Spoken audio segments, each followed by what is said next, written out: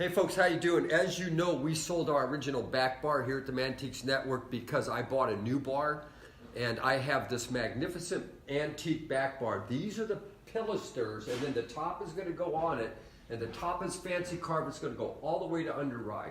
One of the things I do that you guys are going to want to do is when I build something like this, everything is correct, period.